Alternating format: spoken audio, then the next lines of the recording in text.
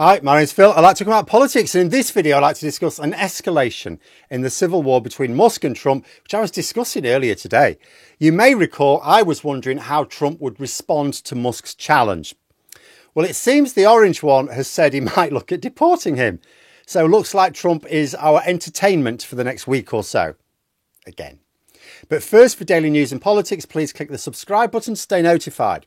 So I'm really sorry to talk about the same political clown show twice in one day, but Act 2 is hilarious. I actually had a completely different video planned. Mind you, it was also on Trump, but that can wait until tomorrow. Donald Trump's Senate voting on his One Big Beautiful bill is being described as a vote-a-rama. It's apparently the longest in Senate history. Elon Musk, as I discussed earlier today, has threatened to unseat any Republicans careless enough to support the bill and be up for election next year. So, how would Trump react? Would he consider the challenge from Musk to be credible? Well, it seems he does. Trump said he'd order the Doge monster to eat Musk. The implication there being, I suppose, that Musk will suddenly find himself without quite so much public money flooding into his businesses. And given that his commercial businesses are stalling a little bit, that could be bad news for the world's richest man. In fact, I had wondered if maybe the reason Musk is so aggressively against this bill is because he worries that a future US government won't be able to afford to service the debt that it's going to cause and have to cut costs by doing without some of Musk's expensive tech toys. But if that is the reason, then it may do him no good if Trump just cancels those contracts for his impertinence. Unless, of course, Musk thinks that his services are essential, that Trump can't get away with cancelling them, that it's all just a bluff.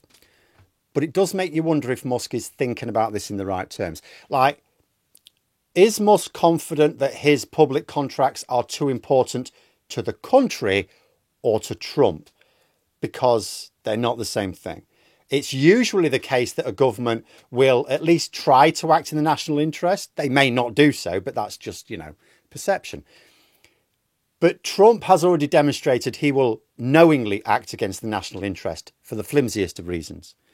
But threatening the Doge monster was just one thought. Trump also suggested that he would consider deporting Space Karen, his one-time best bud. A cheeky reporter actually brought the issue up. They asked Trump if he would consider deporting Musk, and Trump replied, "I don't know, we'll have to take a look." But the combination of not ruling out deporting a US citizen and the world's richest person and threatening to send Doge against him certainly shows that Trump is taking this threat seriously. Like, he could have just dismissed it, couldn't he? He could have said, he needs to grow up. He's just sore because he couldn't get everything his own way, in particular on subsidies for electric vehicles. Another reminder that Musk was not exactly genius-level strategist in deriving most of his wealth from EVs and then rigging an election in favour of someone in the pocket of the fossil fuel industry, right? Trump said, and I quote, "Elon is not getting his mandate. He wanted an electric mandate and he should have known I wouldn't do that. I couldn't do that. I campaigned this thing for 2 years. I never understand why he did what he did, but he's not going to get his mandate and he better be careful. He might not get anything else." And Trump's right, of course, as weird as it is to use those words in that order.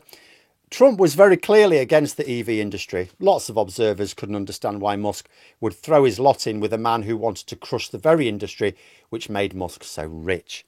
The fact that people in various countries, including the US, boycotted Teslas came as a surprise to nobody but Space Karen himself. He obviously couldn't understand that people who can afford Teslas have got some consumer power.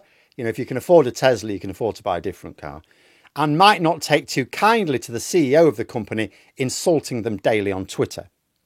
But going back to Trump's potential threat to deport Musk. Now, this was a suggestion from a reporter. It didn't come independently from Trump. Is a refusal to rule it out because he thinks, well, why not threaten Musk in any way he can think of and hope something works to make him back down? Or is he really going to go away and think about it, or more specifically, ask someone else if it's possible? I mean, that would be a hell of a power show, wouldn't it, if you actually deport the world's richest man? And if he did deport Musk and got the courts to agree, which could be a very big if, where would he send him? Because Trump's preferred method of deporting US citizens so far has been to send them to a mega prison in El Salvador. The more obvious form would, of course, be removing his US citizenship somehow and sending him to South Africa. But a thought occurs. Trump is claiming that South Africa is responsible for the genocide of white folk. So wouldn't that mean that Trump is supporting white genocide if he did that? Interesting to see how this pans out now. Could be fun. Assuming, of course, it doesn't just fizzle out as usual. I mean, let's be honest, both Trump and Musk have a history of sounding tough and then folding like cheap deck chairs whenever anyone squeezes their balls.